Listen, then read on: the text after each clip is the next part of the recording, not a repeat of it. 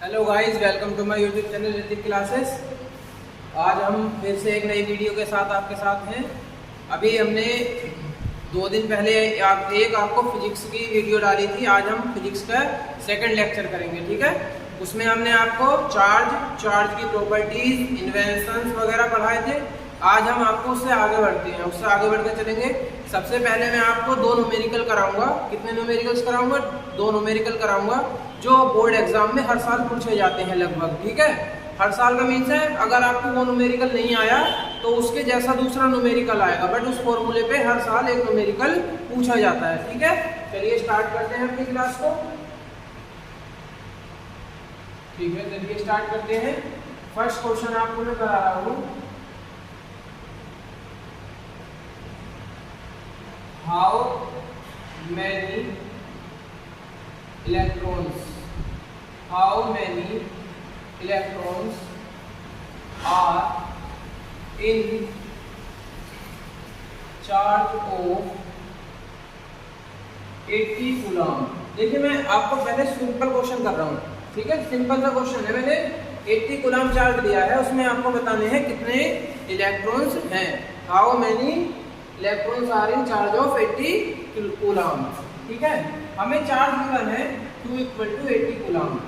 हमें इलेक्ट्रॉन का नंबर बताना है, ठीक है। मैंने आपको पिछली क्लास में एक टॉपिक पढ़ाया था, एटॉमिसिटी। आपको याद हो, एटॉमिसिटी या क्वांटाइजेशन। एटॉमिसिटी या क्वांटाइजेशन आपको ये टॉपिक पढ़ाया था। तो इस टॉपिक के अकॉर्डिंग हमने एक फॉर्मूला लिखा था Q = Ne। Q = Ne। यहाँ पर N क्या था? N था हमारा नंबर ऑफ इलेक्ट्रॉन्स, और E क्या था हमारा? Elementary charge. E था हमारा एलिमेंट्री चार्ज। चलिए इस क्वेश्चन को सॉल्व करें अब, ठीक है, करते हैं। Q = Ne, Q = Ne। N हमें फाइंड करना है, तो N = क्या हो गया? Q/E हो गया। N = Q की वैल्यू 80, और आपको पता है एलिमेंट्री चार्ज की वैल्यू कितनी होती है? 1.6 × 10⁻19 कूलम। तो 1.6 × 10⁻19 कूलम। ये पॉइंट, इस पॉइंट को जब हटाएंगे 0 बढ़ेगा। 16 × 5 = 80, ये 50 हो गया। और ये माइनस पावर है, ऊपर जाके पावर कैसे हो जाएंगी? +20। या फिर ऐसे लिख सकते हैं 5 × 10⁻20। अब इलेक्ट्रॉन्स हैं, इलेक्ट्रॉन्स के नंबर हैं, तो नंबर्स में यूनिट तो यूज होती नहीं है, नंबर्स में यूनिट्स यूज नहीं होती है। आपको समझ में आया होगा, उसने कहा था how many electrons are in charge of 80 coulomb. 80 coulomb charge में कितने इलेक्ट्रॉन होंगे? तो हमने पता कर लिया कितने इलेक्ट्रॉन होंगे। 5 × 10⁻20 इलेक्ट्रॉन्स होंगे कितने चार्ज में? 80 कूलम चार्ज में होंगे, ठीक है। चलिए स्क्रीनशॉट लीजिए, आगे टॉपिक पे बढ़ते हैं।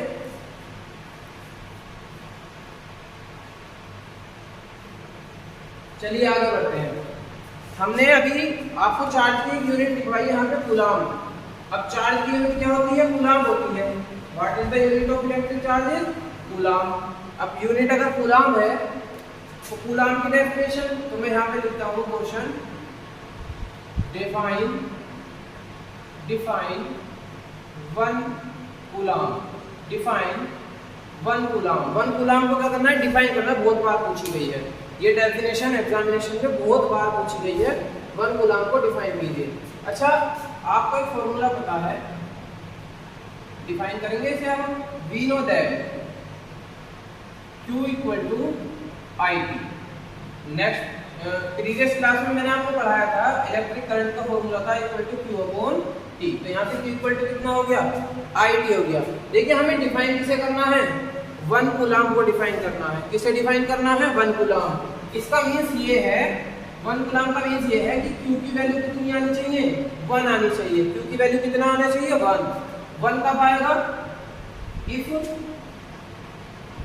I = 1 ampere. करंट कितना हो? 1 एम्पियर। T = 1 second. देखो, I = 1 एम्पियर, T = 1 सेकेंड। मैंने आपको फंडामेंटल क्वांटिटी और यूनिट में समझाया था, आपको पढ़ाया था। करंट एम्पियर में यूज होगा, टाइम किसमें यूज होगा? सेकंड में यूज होगा, मिनट आवर में यूज नहीं होगा। देन Q इक्वल टू कितना हो गया 1 × 1, यानी Q इक्वल टू हो गया 1 कूलम। Q इक्वल टू कितना हो गया 1 कूलम हो गया। देखो हमें पता है, हम जानते हैं, we know that Q equal to IT। If we put I equal to 1 ampere and T equal to 1 second, then Q equal to 1 coulomb. कितना चार्ज हो गया 1 कूलम।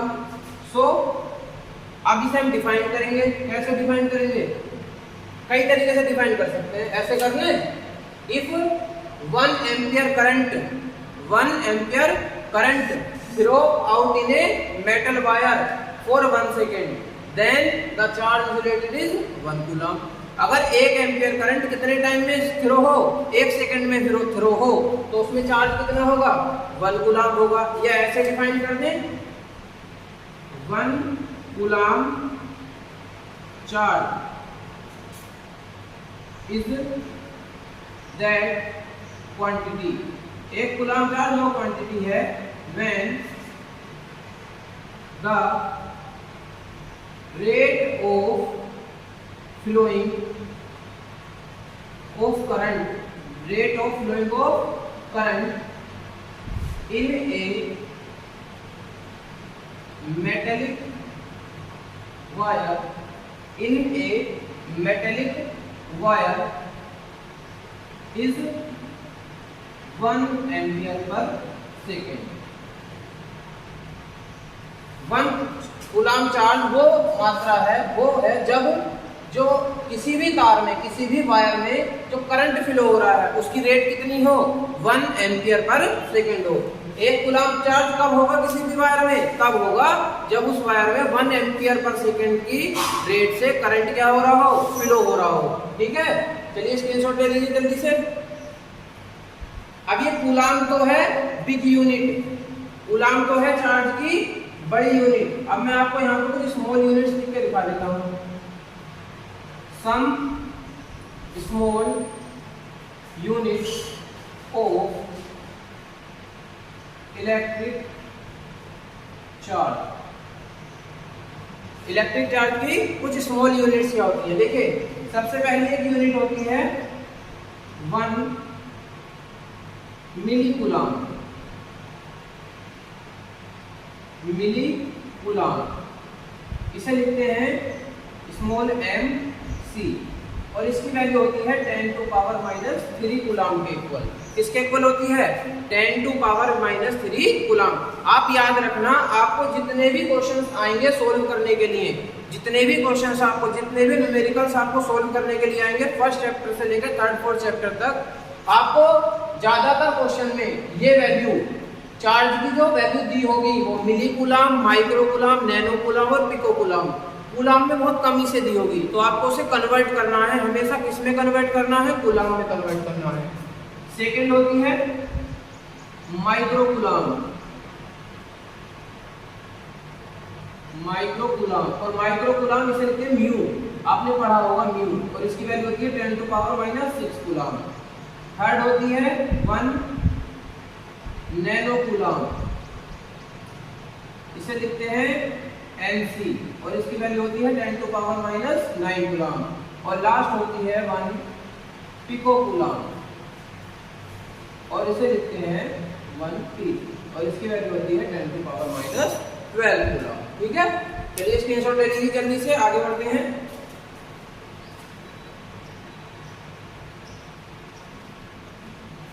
चलिए आगे बढ़ते हैं। अब हम जो अभी मैंने आपको एक न्यूमेरिकल सोल्व करके दिखाया था, सेम उसी की तरह एक न्यूमेरिकल और सोल्व करने वाले हैं। हाउ मैनी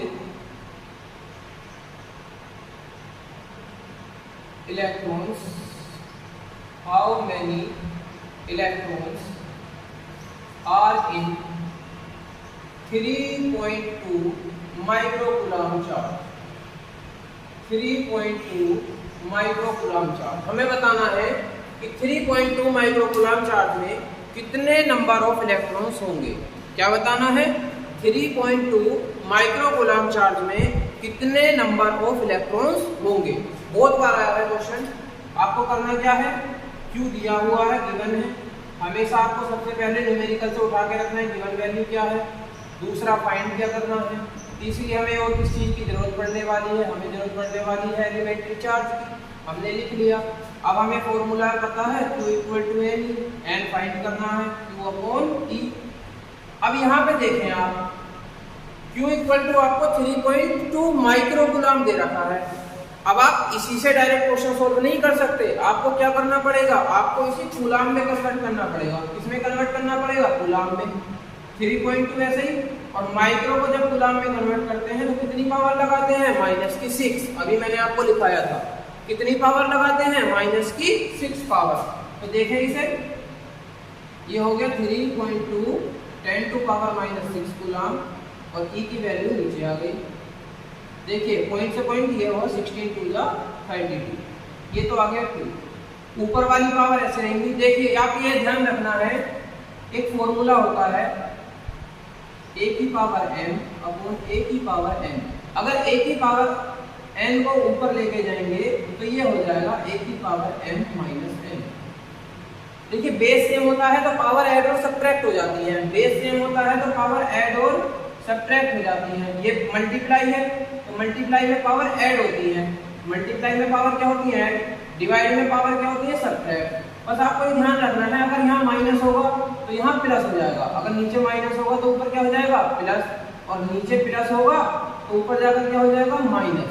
आपको साइन ध्यान रखना है, अगर कोई वैल्यू पावर, कोई भी पावर अपॉन में माइनस की है तो वो न्यूमरेटर में जाकर प्लस की हो जाएगी, डिनोमिनेटर में प्लस की है तो न्यूमरेटर में जाके माइनस की हो जाएगी। आपको ये ध्यान रखना है, यहाँ पर माइनस की है तो ये ऊपर जाकर क्या हो जाएगी, प्लस। अब ऐड होंगी पावर्स तो -6 प्लस 19, तो -6 प्लस 19 कितना बचा, 10 की पावर 13।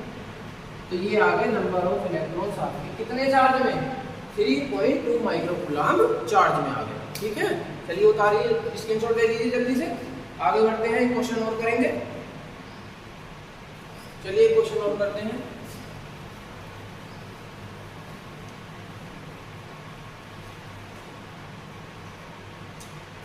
क्वेश्चन है, how many electrons are in charge of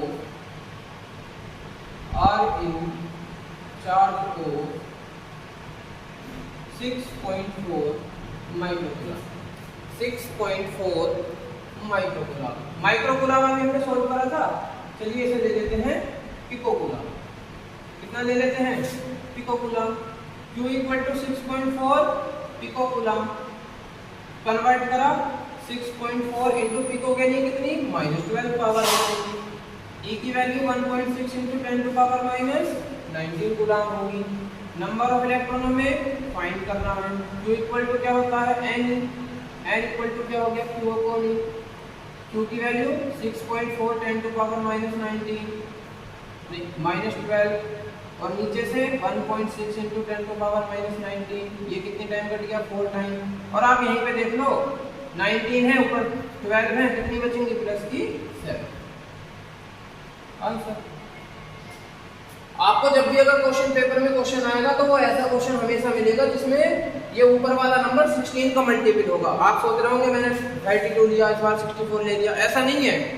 ये आपको अगर क्वेश्चन पेपर में भी आएगा तो हमेशा कैसा मल्टीपल मिलेगा, 16 का ही मल्टीपल मिलेगा। ठीक है, स्क्रीनशॉट लीजिए। आज हमने 3 क्वेश्चन सोल्व कर लिए हैं। चलिए आपको एक नेक्स्ट टॉपिक पर आता हूँ, उसके बाद अपनी क्लास को आज यहीं पे एंड करेंगे।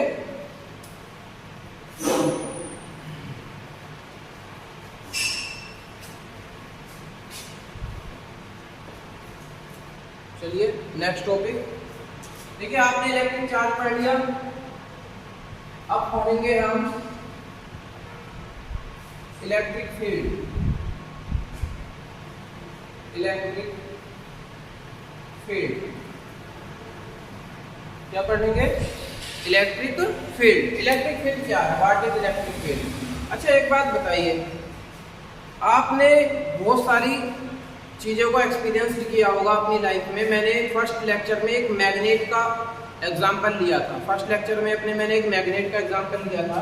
अगर मैं कहूँ कि ये एक मैग्नेट है और ये सेकंड मैग्नेट है, आप इस मैग्नेट को लेकर आए यहाँ तक, इसे यहाँ तक लेकर आए और इन दोनों ने क्या कर लिया, एक दूसरे को अट्रैक्ट कर लिया। सेकंड कंडीशन क्या बताई थी मैंने, आप इन दोनों मैग्नेट को यहाँ तक लेकर आए, यहाँ तक लेकर आए, इन दोनों ने क्या करा, एक दूसरे को रिपल्स कर दिया। मतलब किस पोजीशन पे आकर, इस पोजीशन पे। ये कब होगा, जब अपोजिट साइड मिलाओगे आप, जब अपोजिट। और ये कब होगा, जब आप सेम साइड मिलाओगे, सेम साइड पे करोगे। रिपल्सन अट्रैक्शन मैंने समझाया है आपको, ठीक है। तो ये कहाँ हुआ, आकर इस एरिया में तो हुआ, इतनी जगह में तो हुआ ना। यहाँ ये इतनी दूर रखा हुआ है, यहाँ है, यहाँ ये माइनस है, ये प्लस है, क्या हो रहा है, कुछ नहीं है, बिल्कुल ऐसे रखा हुआ है। बट अगर मैं इसे प्लस की तरफ लेकर जाऊं और यहाँ एक ऐसी पोजीशन आई कि एकदम से अट्रैक्ट हो गया, एकदम से वेरी फास्टली, तो मीन्स क्या है, इसने अपने अराउंड में एक एरिया रख रखा है। इस एरिया में, यानी इस एरिया के पास में आते ही ये चार्ज क्या हो जाएगा, एकदम से अट्रैक्ट हो जाएगा। या अगर पॉजिटिव चार्ज लाए तो यहाँ तक कोई दिक्कत नहीं होगी, लेकिन यहाँ तक पहुँचते क्या हो जाएगा, रिपल, वापस भाग जाएगा। समझ में आया। तो मीन्स क्या है, मीन्स ये एरिया, इस चार्ज ने अपने इफेक्ट का, अपने सराउंड में एक एरिया कन्वर्ट कर रखा है, एरिया ले रखा है, जिस एरिया में अगर हम कोई दूसरा चार्ज लेकर आ रहे हैं, अगर वो सेम काइंड का है तो रिपल्सन हो रहा है, अपोजिट काइंड का है तो क्या हो रहा है, उसे अट्रैक्शन हो रहा है। तो ये एरिया क्या है, ये एरिया उस चार्ज का फील्ड है, उस चार्ज का क्या है, फील्ड है। और जो चार्ज का फील्ड है तो उस चार्ज की क्या होता है, इलेक्ट्रिसिटी में होता है, तो उसे क्या कहेंगे, इलेक्ट्रिक फील्ड कहेंगे। डिफाइन कैसे करेंगे, the area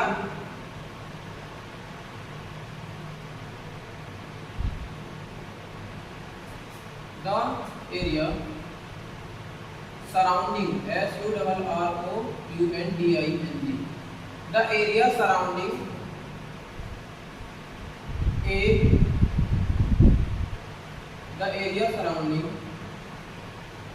a electric charge, the area surrounding a electric charge where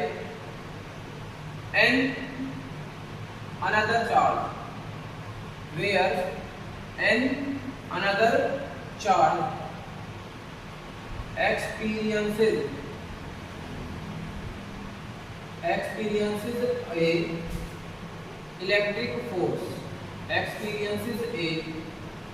electric force, the area surrounding a electric charge, एक इलेक्ट्रिक चार्ज के सराउंड में एरिया, वेयर, जहां and another charge experiences A electric force, जहां दूसरे charge को क्या लग रहा हो, एक इलेक्ट्रिक फोर्स लग रहा हो, कॉल्ड इलेक्ट्रिक फील्ड। तो वो एरिया क्या कहलाएगा, इलेक्ट्रिक फील्ड कहलाएगा। वो एरिया क्या कहलाएगा, भाई किसी भी चार्ज के चारों तरफ एक ऐसा एरिया होगा जिसमें उस चार्ज का इफेक्ट होगा, और वहां पर अगर हम कोई दूसरा चार्ज लेके आए तो उसे क्या लगेगा, इलेक्ट्रिक फोर्स। अगर सेम काइंड का होगा तो रिपल्सन लगेगा, और अपोजिट काइंड का होगा तो क्या लगेगा, अट्रैक्शन लगेगा। जहां भी जिस भी पॉइंट पर ये फोर्स होगा वहां पर उसे क्या कहेंगे, इलेक्ट्रिक फील्ड कहेंगे। अब इस इलेक्ट्रिक फील्ड डेफिनेशन से ही क्या करेंगे, पूरा चैप्टर होगा। इस इलेक्ट्रिक फील्ड डेफिनेशन से ही क्या होने वाला है, पूरा का पूरा चैप्टर सोल्व होने वाला है। ठीक है, चलिए आज की क्लास को हम यहीं पे एंड करेंगे। नेक्स्ट क्लास में आपको हम पढ़ाएंगे कूलोम्ब्स लॉ। ये जो इलेक्ट्रिक फोर्स लग रहा है ये कितना लगेगा, कितना इलेक्ट्रिक फोर्स लगेगा, कैसे लगेगा, ये किसने बताया, कूलॉम्ब्स ने, जिसे हम कब पढ़ेंगे, नेक्स्ट क्लास में। और नेक्स्ट क्लास का सेकंड टॉपिक रहेगा हमारा इलेक्ट्रिक फील्ड ऑफ इंटेंसिटी रहेगा। क्या रहेगा, इलेक्ट्रिक फील्ड ऑफ इंटेंसिटी रहेगा। और एक क्वेश्चन यहां से रहेगा, ये इलेक्ट्रिक फोर्स है जिसे किसने बताया, कूलॉम्ब्स ने, और एक होता है ग्रेविटेशनल फोर्स। क्या होता है, ग्रेविटेशनल फोर्स। इन दोनों फोर्सेस का रिलेशन भी बताएंगे। अच्छा, आज की एक चीज अगर आपको याद हो, Q = IT, अगर मैं कहूँ इसकी डायमेंशन, तो एम्पियर की डायमेंशन A और टाइम की डायमेंशन T, तो डायमेंशन क्या होगी इसकी, AT। ये भी आपको याद रखना है, वैसे मैंने फर्स्ट क्लास में आपको समझा दी थी। ठीक है। चलिए, थैंक यू सो मच। आप मेरी वीडियो को लाइक करें पसंद आए तो, और अपने दोस्तों के साथ शेयर करें और मेरे चैनल को सब्सक्राइब करें। Thank you so much.